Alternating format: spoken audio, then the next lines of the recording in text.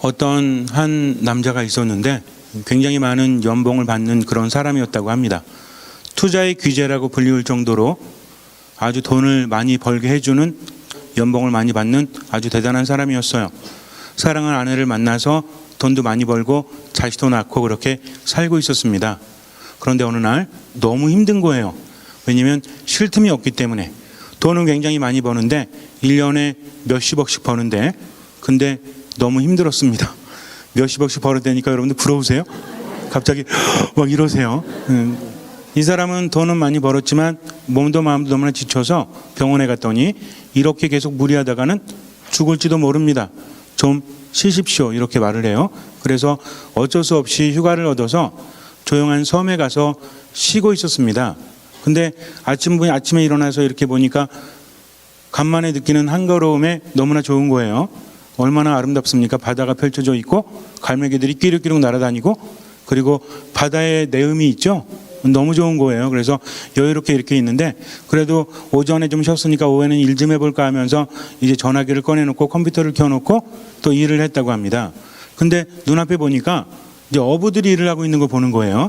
근데 어부들이 아침부터 저녁까지 많은 일을 해도 그 사람들이 다 버는 것이 자기가 버는 것만도 못하다는 거죠. 아주 적은 돈을 벌면서도 저렇게 힘들게 일을 할까. 그래서 가까이 가서 이제 참견을 했습니다. 어이구, 고기 좀 많이 잡으셨나요? 그랬더니 많이 잡았다고. 그리고 그물을 손질하고 있다고. 그래서 이런저런 이야기를 하다가 몇 살이냐고 물었더니 자기랑 비슷한 거예요. 근데 외모는 어때? 이렇게 힘든 일을 태양 아래서 하니까 저렇게 나이가 들어 보일 수밖에 없지 않는가. 그래서 아니, 왜 일을 이렇게 하십니까? 들어보니까 꽤나 오랫동안 어부 일을 하신 것 같은데 돈 좀 많이 벌어서 투자를 하셔가지고 조금 더 편안하게 돈을 버는 법이 있지 않아요? 이렇게 하면서 내가 돈 버는 법을 좀 알려주고 싶다고 하면서 그들에게 말을 해봤지만 알아듣는 말이 없어요. 그 사람들이 돈 많이 번다고 하니까 한참 듣다가 아유, 어려워서 못하겠다고, 우린 그냥 이렇게 하겠다고 말합니다. 너무나 안타까웠죠. 그렇게 열심히 일을 하는데도 돈을 많이 벌지 못하니까. 며칠이 지났습니다. 근데 뭐가 좀 이상해요. 뭐가 이상했냐면 오후쯤 되었는데 이 사람들이 모여서 술 한잔하면서 이야기하는데 그렇게 웃고 즐겁게 놀 수가 없습니다. 며칠 동안 그것을 보면서 참 이상했어요. 왠지 마음이 끌려요. 가서 이제 술 한잔 얻어먹으면서 이런저런 얘기를 하다 보니까 자기도 즐거워요. 이런 생각이 듭니다. 과연 누가 행복한 사람일까? 며칠 전까지만 해도 돈을 많이 버는 법을 알려주겠다라고 자기가 이 사람들을 한심스럽게 쳐다봤지만 자기는 요 근래에 그렇게 재미있게 즐겁게 웃어본 적이 없거든요. 그 사람들과 함께하면서 비싸지 않은 술에 비싸지 않은 그런 안주를 먹고 마셔도 너무나 행복했습니다. 그리고 마음이 즐거운 거예요. 그날 저녁에는 아주 푹 잤습니다. 자기가 근 10년간 이렇게 푹 자본 적이 없어요. 그 다음날 또 이렇게 일어나서 전시대쯤 일을 하려고 하는데 자꾸만 뭐가 기다려져요. 뭐가 기다려져? 또 즐겁게 술 한잔하면서 노는 것이 아주 기다려집니다. 아주 기가 막혔거든요. 그들이 자리 잡은 곳은 바위가 있는 곳에 나무가 있고 바다가 바로 앞에 보이고 시원한 바람이 불어오고 너무나 좋은 장소였습니다. 그 다음날부터는 일을 하다가도 그들이 빨리 일을 끝내고 자기랑 함께 술 한잔 하기를 기다리는 거예요. 그래서 참지 못하고 가서 아니, 언제 끝납니까? 아니, 다 끝나야지 끝나죠. 언제 끝납니까? 아니, 다 끝나야지 끝나죠. 그러다 보니까 이제 그 사람도 앉아서 그물을 손질하기 시작을 합니다. 왜? 빨리 끝내야만 그 즐거운 시간을 가질 수 있기 때문이죠. 그 사람은 깨닫게 돼요. 무엇이 행복한 건지를. 내가 지금까지 번 돈만 해도 평생을 먹고 즐겨도 남을 돈인데 나는 무엇을 위해서 이렇게 돈을 벌지? 또 이제 휴가가 끝나고 가면 어떻게 해야 돼요? 또 그렇게 죽도록 일만 하는 것이죠. 많은 돈을 가졌지만 나는 정말 행복한가? 라는 생각이 들었다고 합니다. 여러분들 어떠세요? 우리가 세상을 살아가면서 행복하길 바라죠? 그러다 보니까 뭘 바라요? 돈을 바라지 않습니까? 돈을 바라죠? 이 질문하면 대답을 잘 안 하시더라고요.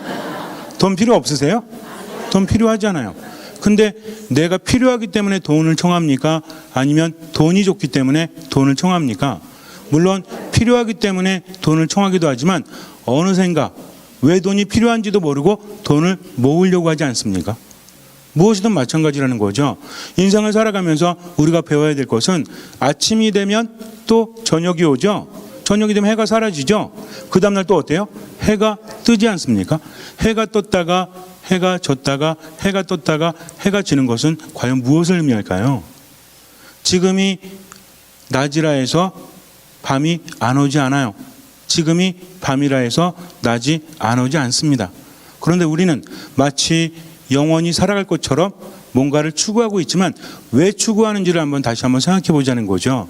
돈이 좋다고 해서 나쁜 거 아니에요. 근데 돈으로 뭐 할 겁니까? 다시 한번 생각해 보지 않으면 결국 벌지도 못할 돈에 매여서 힘들어하지 않습니까? 우리가 하나님을 삶의 첫 자리에 두고 살아간다는 것은 무엇입니까? 그분께 모든 것을 맡긴다는 거죠. 아무 생각 없이 미사 나오고 기도하고 말씀 묵상하고 그것이 목적인 것처럼 왜 하는지도 모르고 반복만 한다면 그것은 아무런 의미가 없어요.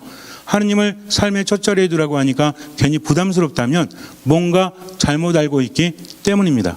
하느님을 삶의 첫 자리에 두면 그분이 내 삶을 이끌어 주시기 때문이죠. 하느님을 삶의 첫 자리에 둔다고 해서 내가 대접해드리고 내가 높여드리고 이렇게 하는 것이 아니라 그분이 우리를 이끌어 주시면 우리는 그분을 따라가면 된다는 거죠. 그러니 하느님을 삶의 첫 자리에 둔다는 것은 나에게 부담스러운 것입니까? 아니면 나에게 좋은 것입니까? 나에게 너무나 좋은 것이죠. 그런데도 그것을 깨닫지 못하고 내가 원하는 것만 하느님께 청하니까 신앙생활도 힘들죠. 신앙생활은 무엇입니까? 하느님 안에 머무는 거죠. 예수님을 만나서 그분을 바라보고 그분을 따라가는 겁니다. 그분이 우리에게 무엇을 주시니까? 뭐 성령을 주신다, 생명을 주신다, 평화를 주신다. 모두 마찬가지죠. 우리에게 평화를 주시는 분이기 때문에 그래요. 생명이 있어야 평화롭지 않습니까? 성령께서 함께 하셔야만 평화롭지 않습니까?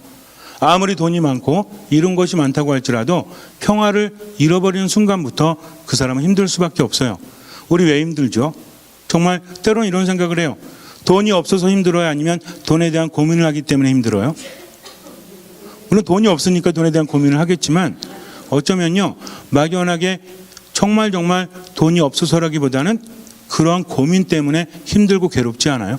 돈에 대한 걱정을 안 할 수는 없죠. 근데 걱정을 많이 한다고 해서 해결되는 것도 아니죠. 어느 정도 걱정하다가 그냥 또 내일 살면 되잖아요. 그런데도 이루어지지 않을 것을 가지고 계속 고민하는 것은 우리 마음이 거기에 묶여있기 때문이죠. 어디서 병이 옵니까?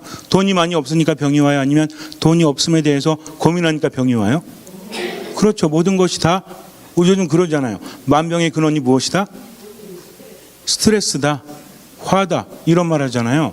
그러니까 똑같은 상황에서도 어떤 생각을 하느냐에 따라서 스트레스를 받느냐 안 받느냐가 결정되어진다는 거죠. 스트레스 없이는 살 수 없습니다. 그러나 과도한 스트레스는 우리 몸을 망치고 마음을 망치고 정신을 망치죠. 오늘 고민하면서 또 불안해하면서 스스로의 삶을 한탄하면서 피곤하게 살아요. 그 다음날 되면 또 어때요? 힘이 없잖아요. 그러니 또 어때? 또 걱정하고 염려하고 슬퍼하고 이 패턴으로 계속 가죠. 아무것도 해결되지 않아요. 그러나 하느님께 희망을 두고 언제를 살아가는 사람? 지금을 살아가는 거죠. 내일 걱정은 내일이 하도록 맡기고 오늘 걱정만 해요. 그러면서 평화롭게 살아갑니다. 즐길 수 있는 것은 즐기면서 살아가는 거죠. 기뻐할 것은 기뻐하면서 살아갑니다. 어쩌면 우리 마음이 점점 생명력을 잃어가고 점점 시들어가고 이러기 때문에 삶이 더 힘들지도 몰라요. 더 가져도 행복하지 않은데 자꾸만 비어가는 가슴을 채우고자 돈에 집착하고 또 뭔가를 이루고자 이기적으로 그분의 말씀을 듣지 않고 살아가니까 점점 뭘 잃어? 마음속에 평화를 잃어간다는 거죠. 마음의 평화가 없으니까 몸도 어때요? 몸도 힘들어요. 정신도 괴로워요. 몸이 마음 따라간다고 하죠. 마음이 몸 따라간다고 하죠. 근데 우리가 살면서 경험하는 것이 무엇입니까? 몸이 아플 때 아이고 내 팔자야 삭신이야 안 아픈 데가 없어 차라리 죽는 게 낫지. 이러면 병도 더 깊어져요. 그러나 아플 때는 어떻게 해요? 좀 쉬어가라는 신호인가 보다. 하느님 오늘 제가 쉬면서 기도하겠습니다 하면서 마음으로 정신으로 하느님 안에 머물면서 봉헌하는 거죠. 그러면 달라질까요? 달라지지 않을까요? 달라질 수밖에 없다는 겁니다. 우리는요 최선을 다해서 지금을 살아가요. 최상이 아닙니다. 지금 할 수 있는 것에 대해서 최선을 다한다는 거죠. 하느님께서 그것을 보시기 때문에 그래요. 가장 중요한 것은 그분께서 함께 하시기 때문에 우리에게는 평화가 있다 없다? 평화가 있다는 거죠. 돈이 없어도 평화가 있습니까 없습니까? 물론 어떤 분들은 이렇게 말해요. 신부님, 세상을 살다 보면 만만하지 않습니다. 만만하지 않은 거 알아요. 근데 중요한 건 돈도 없는데 마음도 무너지면 무엇을 가지고 살아갑니까? 인간의 인생이라는 것은 어떻게 바뀔지 모르잖아요. 그동안 인생이 힘들었어요, 안 힘들었어요? 힘든 일 있었어요, 없었어요? 있었죠. 근데 여태까지 살아왔잖아요. 그러니까 정말 중요한 것은 지금 내가 아무리 걱정해도 해결되지 않는다면 최선을 다해서 살아가고 나머지는 맡기면 된다는 거죠. 그래서 하느님 때문에 힘을 내고 하느님 때문에 희망을 가지고 살아갑니다. 누가 봐도 이 사람한테 희망이 없어. 그러나 오로지 누구 때문에? 하느님 때문에, 예수 그리스도 때문에 우리는 희망을 가지고 지금을 살아가다 보면 삶의 방향이 바뀌게 되어 있죠. 그래서 하느님을, 예수 그리스도를 삶의 첫 자리에 두고 살아가야 합니다. 우리는 이미 평화를 받은 사람들이에요. 하느님의 일을 하는 사람들은 평화를 받을 수밖에 없죠. 우리는 하느님의 일을 합니까 안 합니까? 하잖아요. 어떤 일이에요? 미사 집전하세요? 미사 집전은 뭐 본당 신부가 하면 되죠. 여러분들 뭐 하시면 돼요? 하느님의 뜻을 세상에 전하면 되죠. 무엇이 하느님의 뜻을 전하는 겁니까? 아유, 성당 다니자.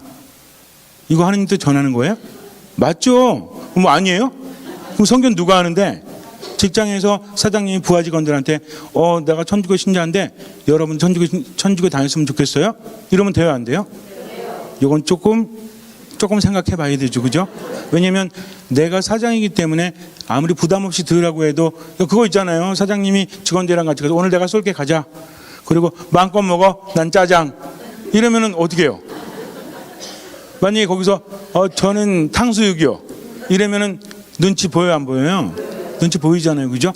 그러면 사장님 언제 시키면 돼? 맨 나중에 시키거나 아니면 제일 비싼 거 시키거나. 그러면 그 아래 단계 먹어도 맛있는 거 먹을 수 있잖아요. 이게 배려지. 내가 산다고 해놓고 난 짜장 이러면 나머지는 두 글자로 뭐 짜장 아니면 짬뽕 아니면 탕수육 뭐 이런 거. 근데 정말 그렇습니다. 그러니까 배려라는 것은 그렇게 해주는 거죠. 그래서 그렇게 하다 보면 사람들이 관심을 가져야 안 가져요. 내가 뭐 너희들 천주교 신자 좋으니까 천주교 다녀봐. 이렇게 부하 직원들 어린 사람들한테 말하는 것보다 정말 착하게 그리고 정말 솔선수범하면서 손에 뭘 끼고 있으면 돼? 묵주반지 끼고 있으면 되죠. 그러면서 밥 먹을 때도 내가 밥 싸면서 어떻게 하면 돼? 저 여러분들 종교가 있는 분들은 기도하시고 아닌 분들은 음식에 감사하고 잠깐 계세요. 성부와 성자와 성령의 이름으로 아멘. 이렇게 하면서 보여주면 사람들이 어때요? 그것만 봐도 천주교 신자가 참으로 멋지다, 아름답다. 그러니까 성당에 나오지 않습니까? 그러니까 말로만 하는 것이 아니라 무엇으로? 행동으로 그렇게 살아가는 거죠. 맨날 고민하고 맨날 호통이나 치고 이렇게 하는 게 아니라 맨날 즐거워요. 맨날 행복해요. 그러면 사람들이 어때요? 너 왜 행복하니? 물어보니까 돈 많아서가 아니라 하느님께서 함께 하시니까 그래. 이게 정교지 않습니까? 그러니까 우리는 어떻게 살아야 돼요? 행복하게 평화롭게 살면 돼요. 그것이 복음을 전하는 것이기 때문에 그래요. 그것이 하느님의 일을 하는 것이기 때문에 그래요. 그러니까 중요한 건 뭐냐면 내가 지금 어떻게 사느냐? 행복하게 평화롭게 살고 있느냐? 그렇지 않느냐죠. 가장 중요한 것이 뭐라 했습니까? 평화라고 했죠. 마음에 평화가 없다면 아무리 돈이 많아도 행복할 수 없기 때문에 그래요. 평화로운 사람에게 무엇이 있어요? 기쁨이 있고 행복이 있다는 거죠. 근데 이 평화는 무엇입니까? 여기서 우리가 한 가지 알아야 돼요. 예수님께서 72 제자를 파견하시면서 복음을 전하게 하시면서 뭐라고 하십니까? 어느 집에 들어가든지 그 집에 평화를 바라는 사람이 있다면 너희의 평화가 거기에 머무를 것이다. 그러나 그런 사람이 없다면 너희에게 되돌아올 것이다 라고 하십니다. 그러니까 이미 평화는 어디에 있는 거예요? 그렇죠. 파견되는 제자들 안에 있었다는 거죠. 우리도 마찬가지입니다. 우리도 하느님께 무엇을 받았어? 평화를 받았죠. 그러니까 내가 평화로우면 평화도 줄 수 있다는 거죠. 평화로우십니까? 왜 평화로우세요? 하느님께서 함께 하시니까 이제 똑똑하셔가지고. 자, 그렇다면 여기서 평화가 무엇일까? 지금은 같이 쓰지만 옛날에는 좀 구분을 했다고 합니다. 뭘 구분했냐면 샬롬이라는 말과 박스라는 말이 있어요. 박스 로마나 그러면 이것은 로마의 평화를 의미합니다. 지금은 같이 써요. 지금 얘기가 아니에요. 예수님 시대에 로마 사람들이 추구하던 박스라고 말하는 평화와, 이게 단어입니다. 박스. 그래서 뭐 상자 박스가 아니라 평화를 나타내는 박스란 말이에요.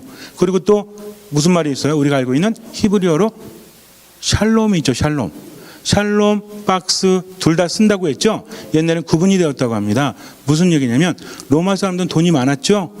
거의 전 세계를 지배했기 때문에 모든 돈은 로마로 모인다고 하지 않아요? 로마가 그러다 보니까 어떻게 돼? 돈이 많으니까 어떻게 됐어? 향락의 삶을 살죠. 그러니까 어떤 문화가 발전했죠? 무슨 예수이라든지 영국이라든지 또 목욕탕 문화 굉장히 많이 발전하지 않았습니까? 그 사람들은 밥을 먹어도 어때? 점심도 한 4-5시간 먹었대요. 어떻게 누워가지고 먹은 거 개워내고 또 먹고, 먹은 거 개워내고 또 먹고, 그 다음날 또 먹고, 그 다음날 또 먹고, 온갖 좋은 것을 다 먹으니 행복해요? 아니죠. 맨날 여러분도 한번 생각해 보세요. 누워가지고 먹기만 해. 자다 일어나서 또 먹어.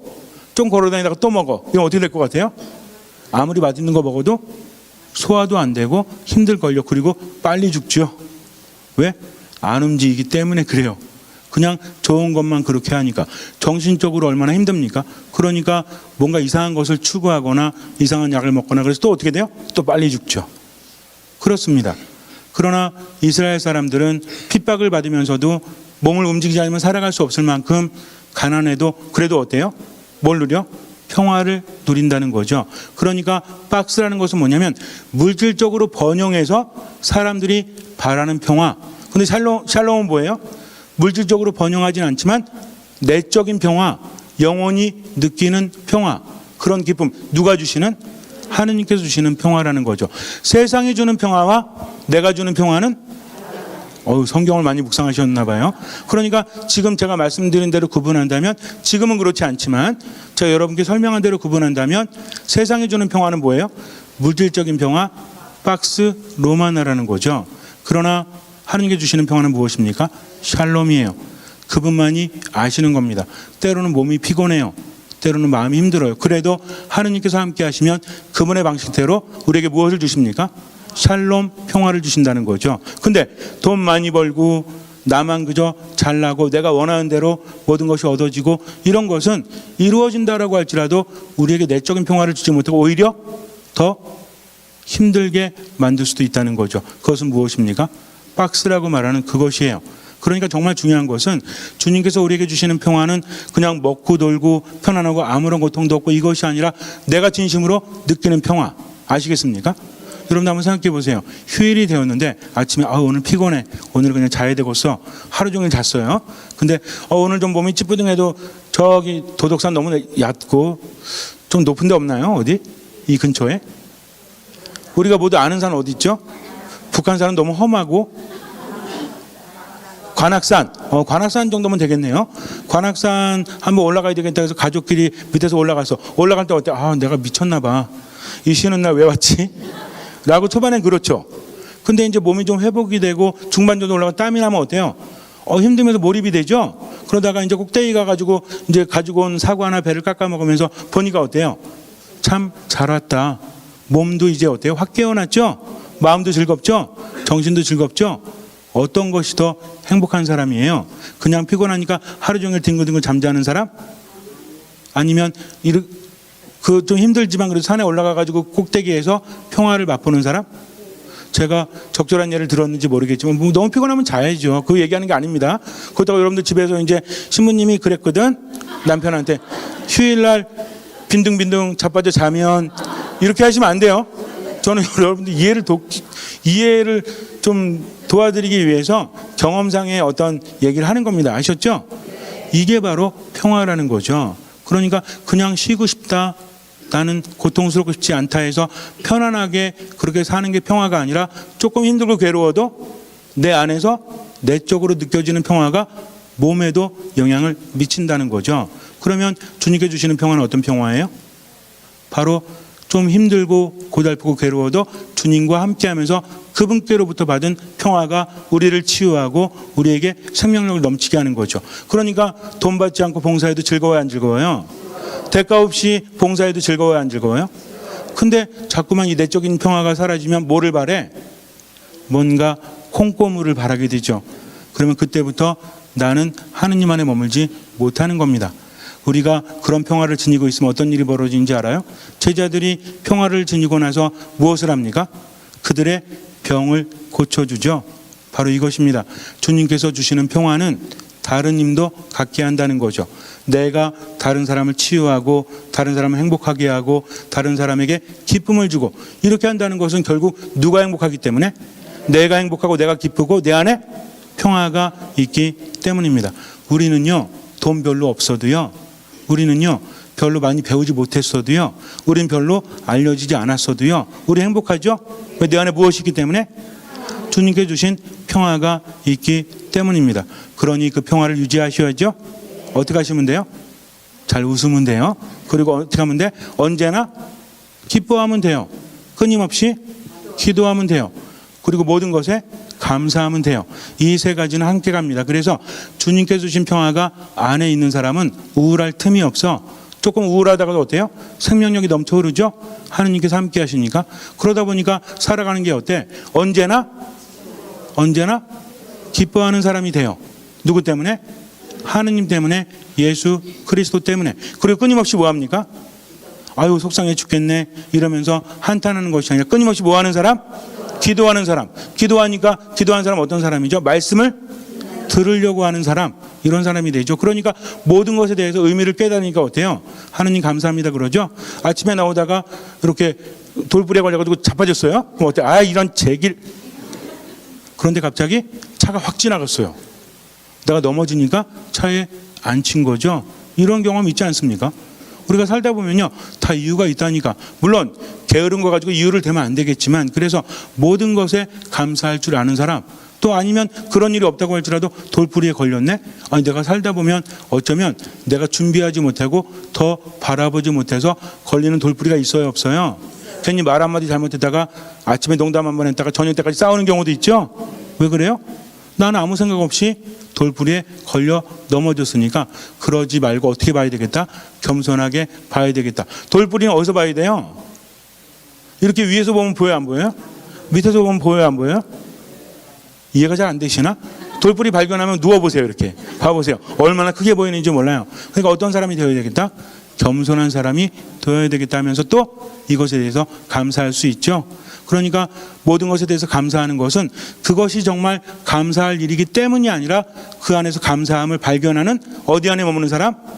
하느님 안에 머무는 사람이기 때문입니다. 아시겠습니까? 그럼 어떻게 하시면 돼요? 그렇게 사시면 돼요. 안 되면 어때요? 그냥 그렇게 하면 되죠.